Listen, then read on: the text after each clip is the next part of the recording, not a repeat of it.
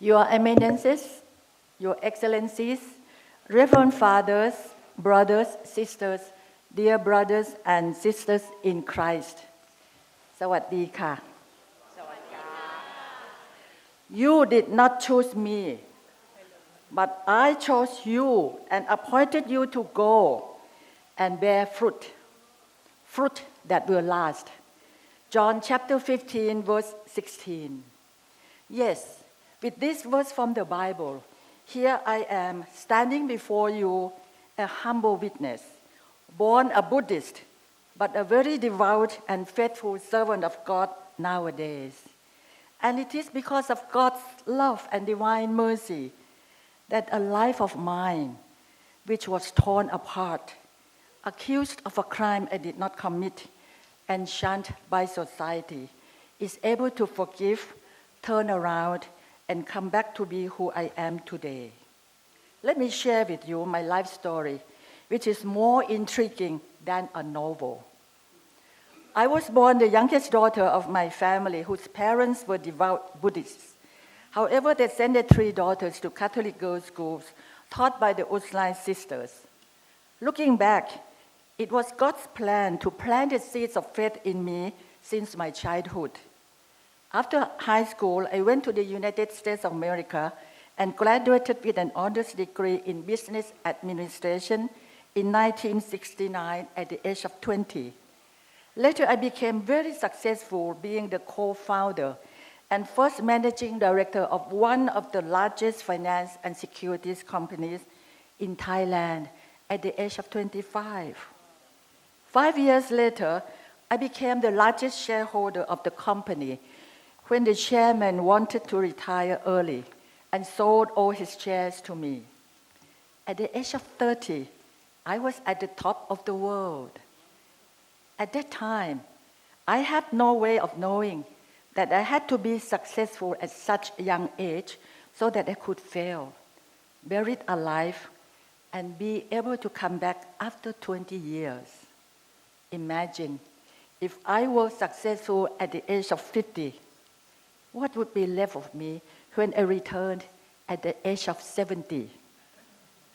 Less than a year after I acquired the company, the Stock Exchange of Thailand crashed for the first time.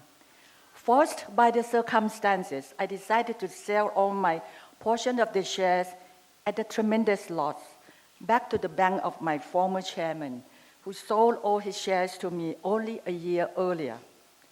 To save the money of the depositors, many of whom were Catholic schools, I was willing to sacrifice myself. Having brought the ship back safely to shore, I resigned. 2 weeks before the new managing director took office, something unimaginable happened. I was held at a meeting room, forced by an influential bank director to sign some documents. Seeing that it was not ethical, I steadfastly refused. After 7 hours, from 7 p.m. to 11 p.m., without any food nor drinks, the bank director had to let me go. Before I left the meeting room, pointing his fingers at me, he said, "One day you'll be sorry." Little did I know that what I did or did not do that day would cost me 20 years of my life. Later, this man became the new chairman of the company, and he was true to his words. One day, I got the shock of my life when I was tipped off that an arrest warrant was on the way for me for allegedly embezzling my former company a staggering amount of 196 million baht, or approximately $7.84 million at that time. A former employee of mine, whose wedding was officiated by me, was willing to give false testimonies to the police in exchange for a promotion. While all accused are presumed innocent until proven guilty in court, I could be jailed rotten if I could not produce enough bail. Where could I obtain that amount of money for bail? Having no choice, I took the first plane out of Thailand the next morning, leaving my 4 young children and husband behind. As soon as the plane took off, I cried in my heart, God, I am innocent. I am innocent. In all truth, I tell you, one of you is going to betray me. John chapter 13, verse 21. My life from that point on was like that of the doctor played by Harrison Ford in the movie The Fugitive. Fearing I might be arrested, I moved from place to place, some days eating just one meal. At night, I would be too scared to sleep. My life as a pitiful fugitive went on till December 25, 1989. Having been awake the whole previous night, I went to sleep late in the morning and woke up around 7 p.m. I was starved. It was pitch dark outside and it was cold, very cold and raining. When I came back to my room empty-handed because all shops and restaurants were closed, I was hungry and angry. I became hysterical and started cursing the man who put me through this suffering, and the lawyer and the false witness who were both my previous employees. I started writing letters and sending by fax call collect to my husband, telling him how much I was suffering, when he curtly replied that I was costing him too much in sending him many pages of fax. I put down the phone. I must have temporarily gone insane at that point and saw my own life less worthy than the dust on the floor. I ran around my 3x4 meter room like a mad woman, looking for something, a knife, a rope, anything that could end my miserable being. When I could not find any, I knelt down in the middle of the floor and cried out to the Lord, Dear God, please come and take me to be with you. I can't go on living anymore. Saint Teresa of Calcutta once said, being unwanted, unloved, uncared for, forgotten by everybody, I think that is a much greater hunger, a much greater poverty than the person who has nothing to eat. Yes, dear brothers and sisters in Christ, that was exactly how pitiful my life was during that stage. At that time, I was still a Buddhist officially, but throughout my ordeal, I prayed feverishly night and day to God for His help. That night, I did not know how long I was kneeling there, but was jolted awake when a thought flashed through my mind without my awareness. Don't give up, my child. One day the truth will prevail. God has a mission for you. I jumped up from the floor. Did someone just speak to me, or was I hallucinating? There was no one in the room except me. Then it dawned on me that though I was suffering beyond words, I was still free, wasn't I? Besides, every time I thought I had come to the end of the rope, there would be a retrieve. There couldn't be any other explanation. It must be God who had been taking care of me and had just spoken to me. None of the trials which have come upon you is more than a human being can stand. You can trust that God will not let you be put to the test beyond your strength. But with any trial, we also provide a way out by enabling you to put up with it. 1 Corinthians chapter 10, verse 13. I knelt down again and prayed, Dear God, if it's you who have just spoken to me, I would be and do whatever you want me to. Then I prostrated. Just as I did that, a righteous thought came into my mind. If I was to continue living, I must first forgive. But how? Only moments ago, I was cursing them to death. After trying the whole night, I prayed again. Dear God, I want to forgive my enemies, but I cannot do it on my own. Please help me be able to do so. What happened next was something I would remember as long as I live. As soon as I finished my prayers, the feeling of hatred in my heart, like a fire in the desert, was blown away. Instead, a breeze of coolness, like the first fall of snow, swept through my heart. It was wonderful. I felt redeemed and refreshed. I knew immediately a miracle had happened. God had touched my soul with His love. I was able to forgive all my enemies through His blessings. I was ecstatic and cried the tears of joy and excitement the whole night. Later, I even prayed for God's blessings for all of my enemies and their families. Be generous to one another, sympathetic, forgiving each other as readily as God forgave you in Christ. Ephesians chapter 4, verse 32. I was to remain living the life of a fugitive in exile till the statute of limitations expired before I could return to Thailand. Though I could not be arrested on criminal charges, I was sued in the civil court as well. When one lawyer after another wanted to charge me millions, I remembered what I heard on the night of December 25, 1989. One day the truth will prevail. I had God. Why would I need any lawyer? My faith was so strong that I could call it a blind faith. I decided to go to court defending myself. Believing that God helped those who helped themselves, I decided to head back to my former company to petition for justice. Another uphill battle had just begun. In truth, I tell you, if your faith is the size of a mustard seed, you will say to this mountain, move from here to there, and it will move. Nothing will be impossible for you. Matthew chapter 17, verses 20 to 21.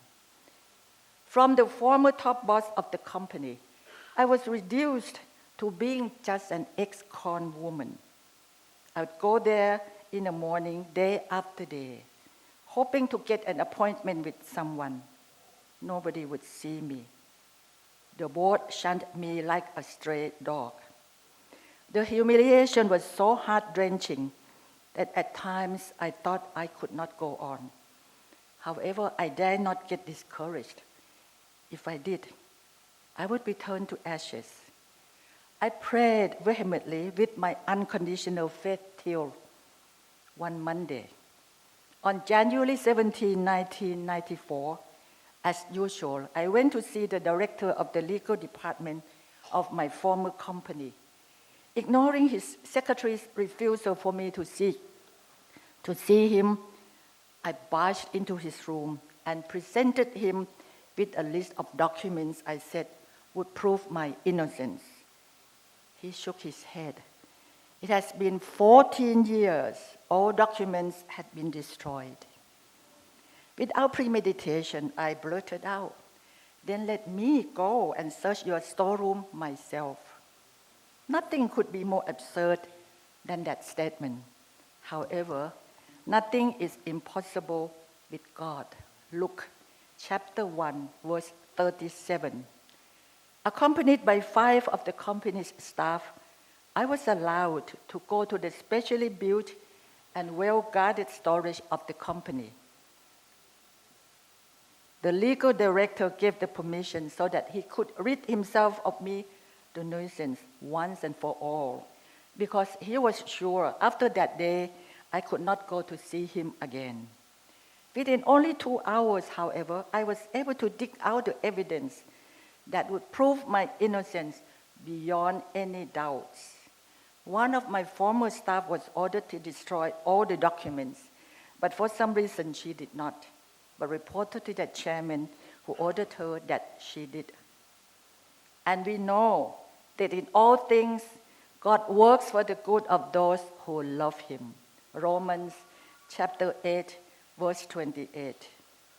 The board of directors learned of the fact at their next board meeting with shock and disbelief. They were stunned and speechless. One of them remarked, "We have killed an innocent woman." Their resolution was to withdraw the case from the civil court immediately, and also asked me not to sue them back. Though penniless and desperate, I remembered the night of December 25, 1989, when I was able to forgive them because of God's grace. Against everyone's advice, I decided not to sue them back for any amount of money, though I could have sued them for millions of baht in damages. To my husband, who could not understand my decision, I simply said, "It's between me and God." On March 21, 1994, I walked out of the courtroom for the last time as an innocent person.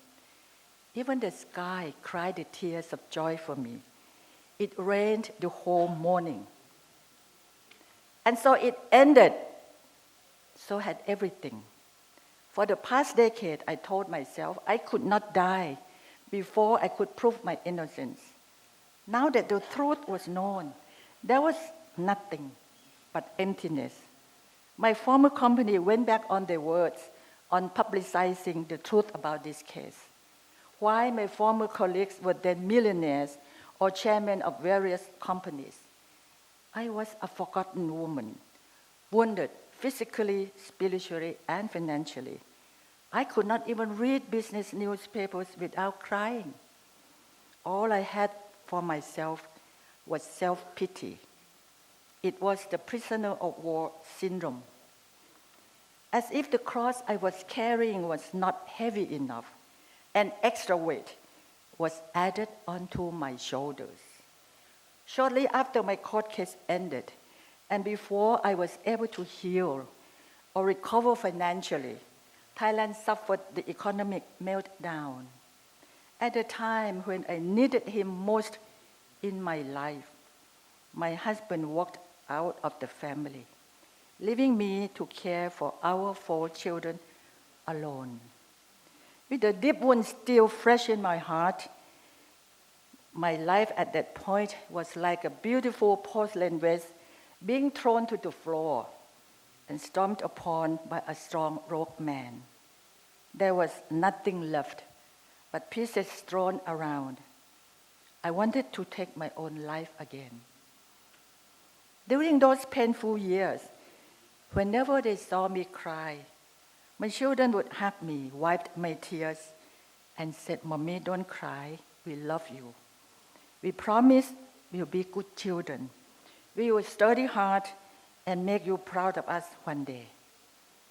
I pulled them close, hugged them, and told them I loved them too. Today, both my daughters, who are now grown up, are here with me.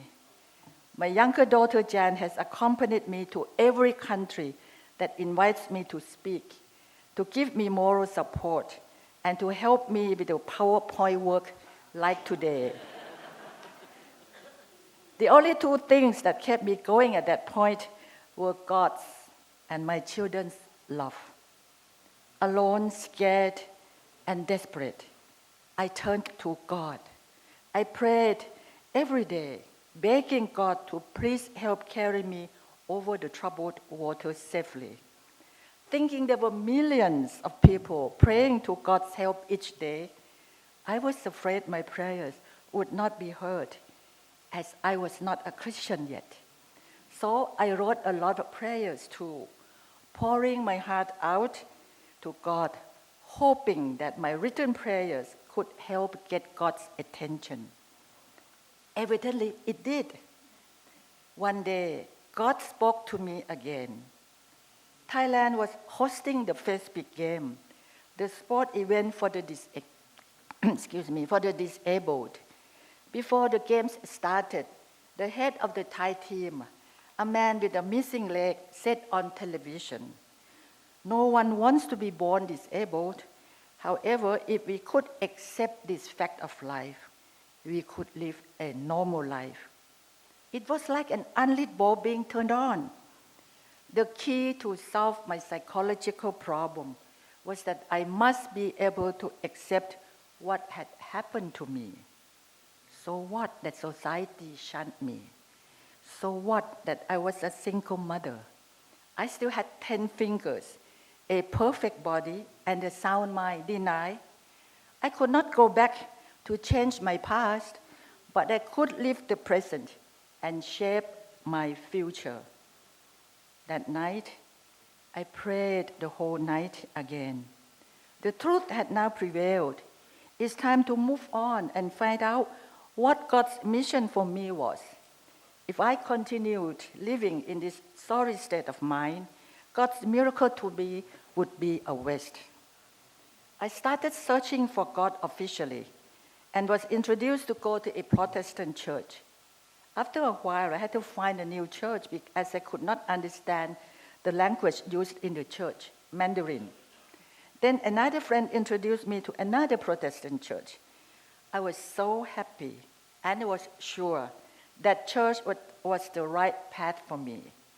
For 3 years, I went diligently with my children to this latter church, attended the Bible classes, and immersed myself fully in the Protestant way of life of evangelization. Time passed. I was like a lost child who thought he had found his home, only to discover there was a canal surrounding the house without a bridge. Then another friend led me to study catechism with a Catholic priest. Within 6 months, on June the 2nd, 1996, I flew to New Rochelle, New York, to be baptized at the chapel of my former teacher, an American nun. As my godmother, she said lovingly to me, "God finally catches up with you, Sarindhorn." Feeling ecstatic, I was eager to channel all my energies into serving God. At the same time, I desperately wanted to heal. I went to see a psychiatrist, only to realize it would take me a long time and a lot of money to be clinically healed. I learned that the key element in healing was to open up to the wound to someone. Besides the long route of seeing a psychiatrist, did I have an alternative choice? 27 years ago, giving testimony was not a Catholic way of life, but within the circle of the Protestant church that I attended, they wanted to have me back and hear my testimonies. My children told me they were proud of me, not ashamed of me for what had happened. A lifelong devotion of being a witness had begun. At the same time, I followed the discipline and Catholic way of life to the strictest sense, thinking that the only way to serve God was through serving under the religious organizations. I joined almost all organizations you could think of. I became the Secretary General of CBEC Catholic Business Executive Group, first VP of the Catholic Women's Association, Treasurer of Catholic Commission for Women, founder of Hotline, the support group under the auspices of the Catholic Association of Thailand, etc. At that time, I did not even understand the meaning of the word vocation. And all was not lost with my 3 years at the Protestant church.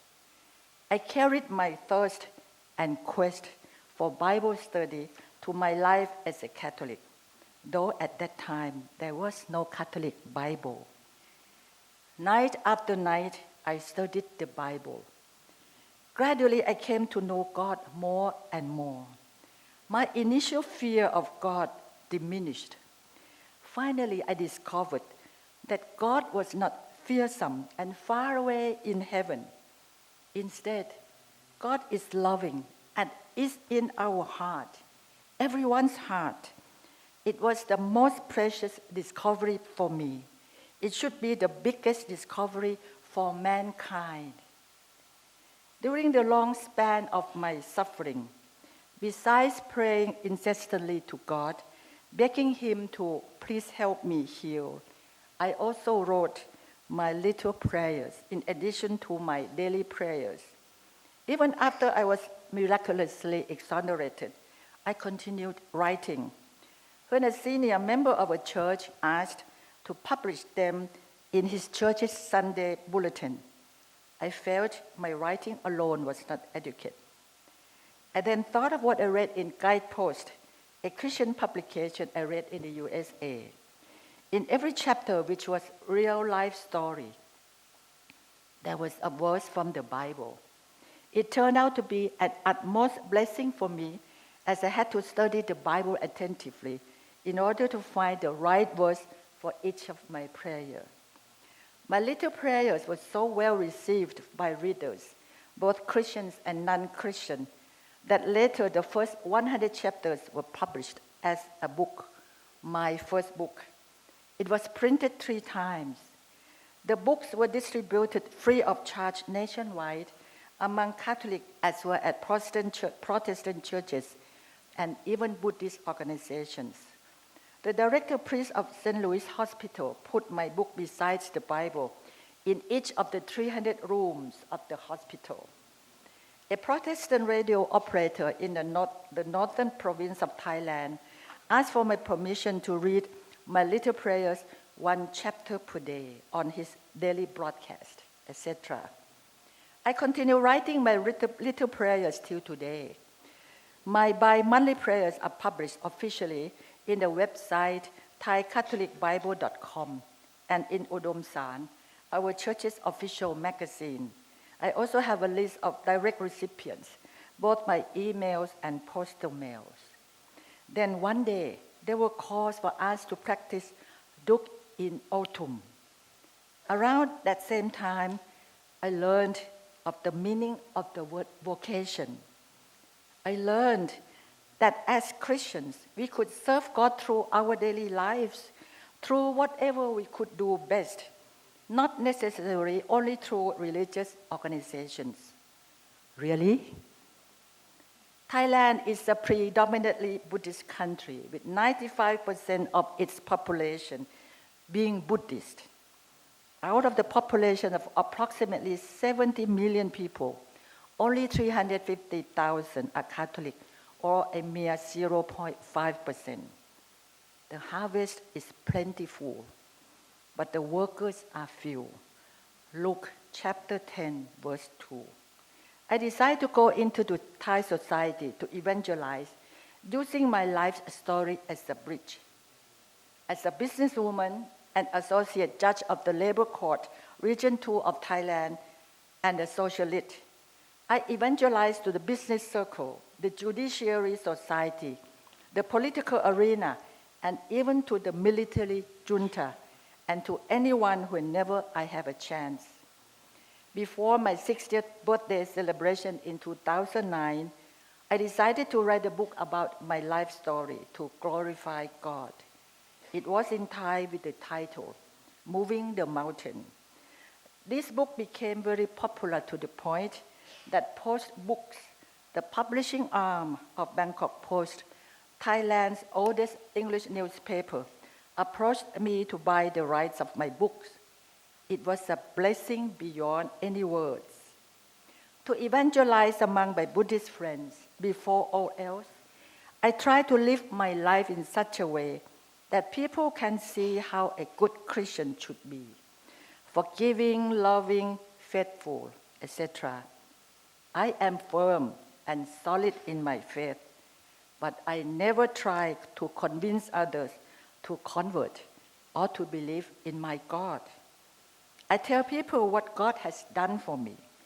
People can see how I am today. Whether they believe God is real is up to them. Gradually, my evangelization in the Thai society takes root. My subtle way of proclaiming the good wills works.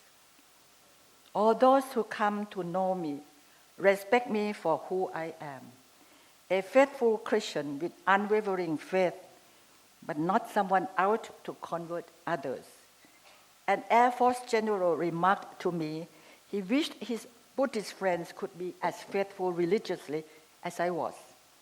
A director general told me I had become her source of knowledge of something that seemed like an alien to her previously.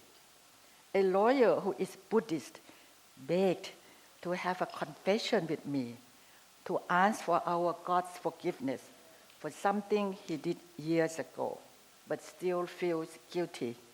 In Buddhism, there is no atonement for any sin once committed. The former legal director of my former company remarked that anyone who came to know me could not say there was no God. I was interviewed on the radio of Parliament, which broadcasts nationwide on the program Religion and Democracy. I was invited to appear on a very popular TV program, Jai.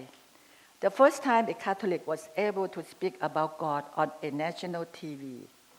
I was invited to lecture many times on the subject of the history of Thai monarchs and Christianity by Thailand's #1 university. A group of my friends have started a chat line to propagate Buddhism. I asked to join the line and occasionally send word of God from the Bible to let them know what Jesus teaches us. My friends are thrilled. A Protestant preacher who invites me to give sharing speeches at her Baptist church regularly was ecstatic when she called me one day. Because of my book, Moving the Mountain, 2 of the newcomers to her church agreed to be baptized. The list could go on. In summary, through me, some of the Thai elites have come to know God and Christianity, many of them for the first time. Later, I learned that what I have been doing is in line with Pope Francis' teaching of new evangelization. I have been very busy serving God that I did not have time to look at my wound. By the time I do, I find that the pain in my heart is gone. I am completely healed. Life is not perfect, but life is beautiful. Looking back, I likened my experiences to that of someone who was thrown into a ravaging river. Submerging in the middle of the rapid current, I was struggling to stay afloat. I saw Jesus standing on the shore, watching me attentively. I cried out to him for help. Instead of jumping into the river and rescued me, he would throw materials, sometimes a log, sometimes a piece of wood to me. Finally, when I was able to swim ashore, he was there smiling and welcoming me with his open arms. By watching over me, but letting me learn how to swim myself, Jesus had made me a competent and capable swimmer. I also discovered that the virtue of forgiveness benefits the forgiver, not the forgiven. Forgiving is not a sign of weakness. On the contrary, it is the sign of strength. It frees the person who forgives from the chain that ties the person to the pole near the fire of hatred. It is not easy to forgive your enemy. I also find out that it is much, much more difficult to forgive someone whom you love but betray you. However, once you are able to do so, you are free. You can walk away from the bonfire and breathe fresh air again. Meantime, the Catholic way of evangelization also evolves.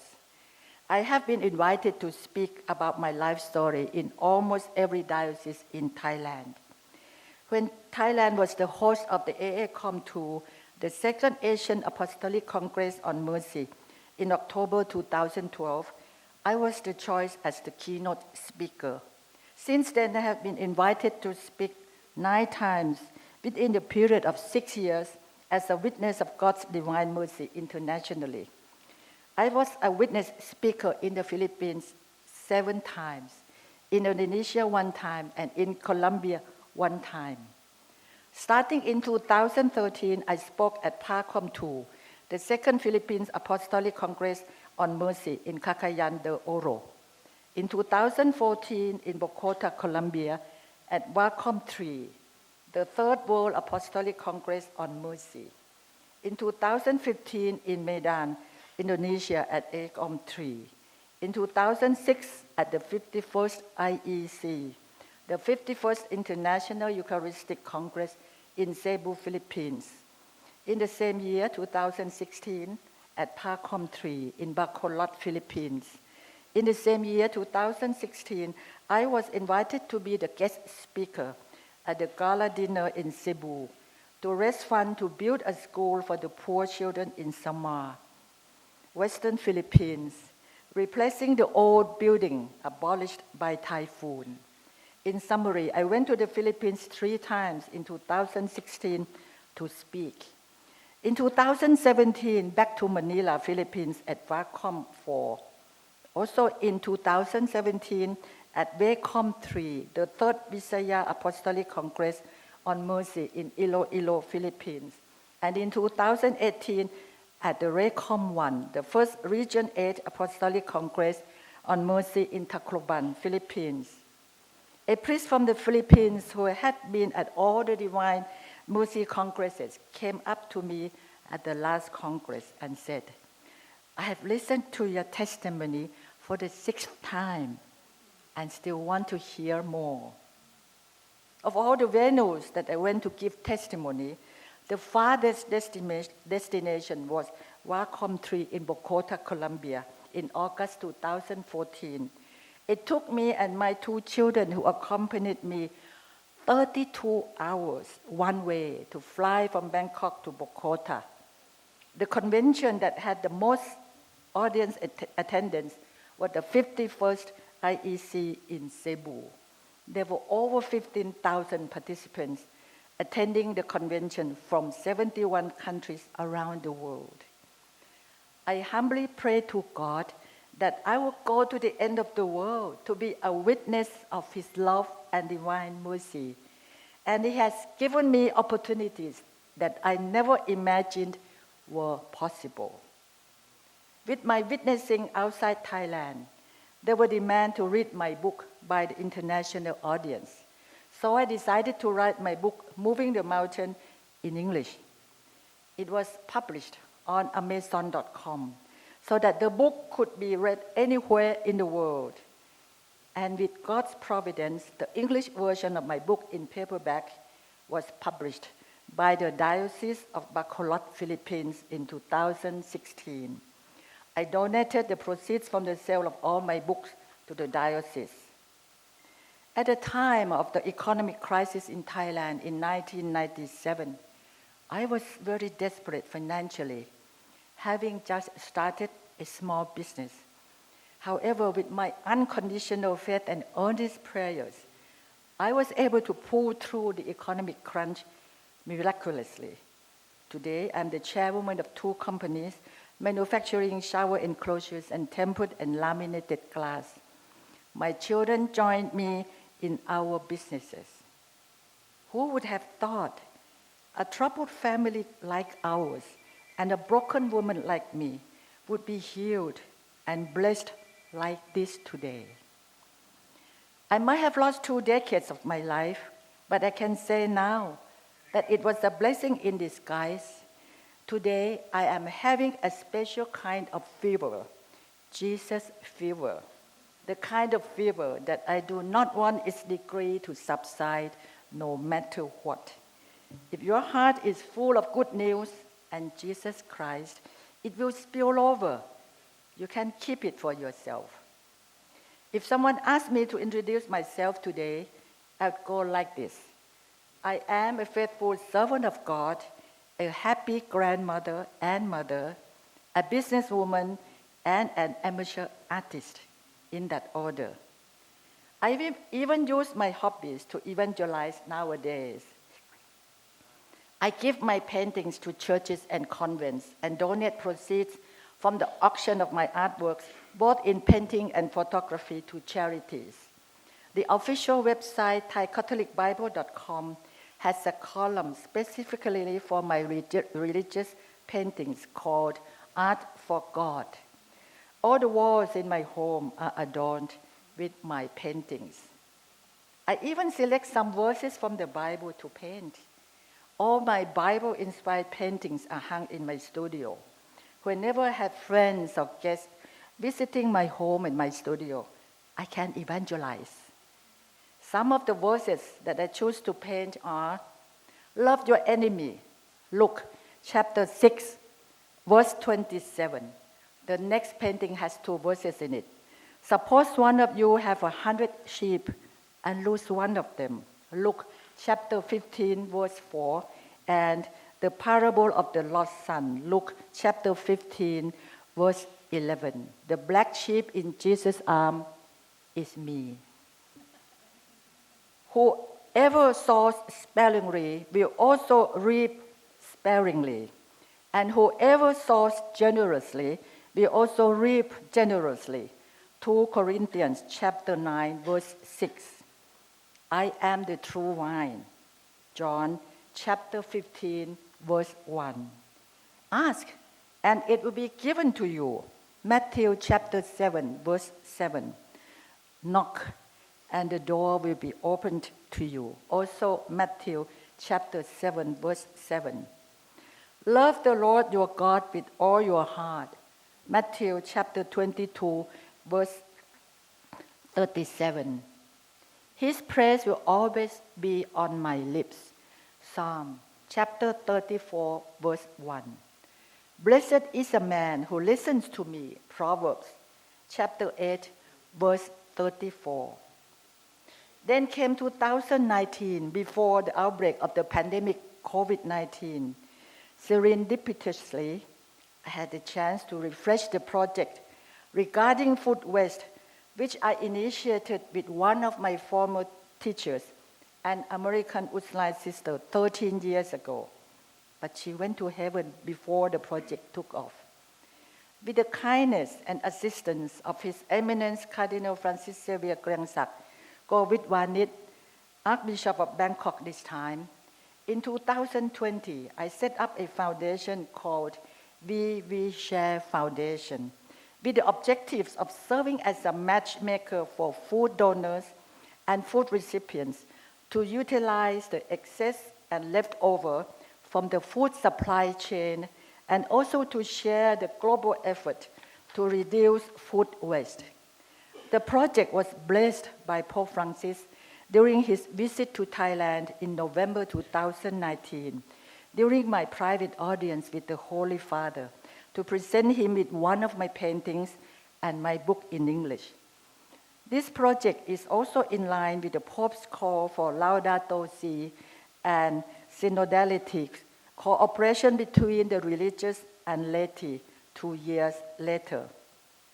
From March 1st, 2021, the day We Share Foundation started its operation till May 31st, 2023.